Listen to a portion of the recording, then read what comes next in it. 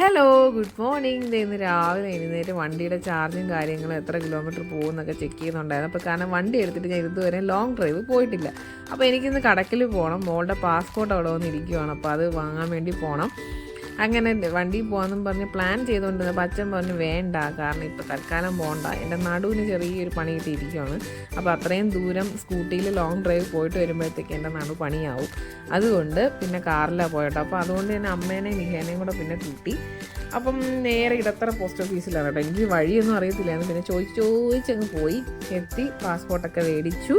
അത് കഴിഞ്ഞ് ഞങ്ങൾ നേരെ ഒരു ചായയൊക്കെ കുടിച്ച് വടയൊക്കെ കഴിച്ചിട്ട് നേരെ ജിഞ്ചേൻ്റെ വീട്ടിലോട്ട് പോയിട്ടോ. എൻ്റെ ഫ്രണ്ടിൻ്റെ വീടാണ്. അവിടെ ഇപ്പോൾ ആരും ഇല്ല, അവരൊക്കെ എബ്രോഡാണ്, അപ്പുവൊക്കെ എബ്രോഡാണ്, എല്ലാവരും പല സ്ഥലത്താണ്. അങ്ങനെ ഇപ്പം ആൻറ്റി അങ്കിള് മാത്രമേ അവിടെ ഉള്ളൂ. അങ്ങനെ ആൻറ്റിയെ കാണാൻ വേണ്ടി വന്ന് ആൻറ്റിയുടെ കൈ ചെറിയ പണി കിട്ടിയിട്ടിരിക്കുകയാണ്, ഒന്ന് വീണിട്ട് ലിഗമെൻ്റ് എന്തോ സ്ട്രെച്ചായിട്ടിരിക്കുകയാണ്. അങ്ങനെ കാണാൻ വന്നു. ജസ്റ്റ് ഒരു 10 മിനിറ്റ് ഇരുന്നോളൂ, കാരണം 9 എത്തുന്നതിന് മുന്നേ ഞങ്ങൾക്ക് വീട്ടിലെത്തണമായിരുന്നു. അപ്പോൾ 10 മിനിറ്റ് ഇരുന്നിട്ട് ഞങ്ങൾ അവിടെ നിന്ന് വീട്ടിലേക്ക് തിരിച്ചു.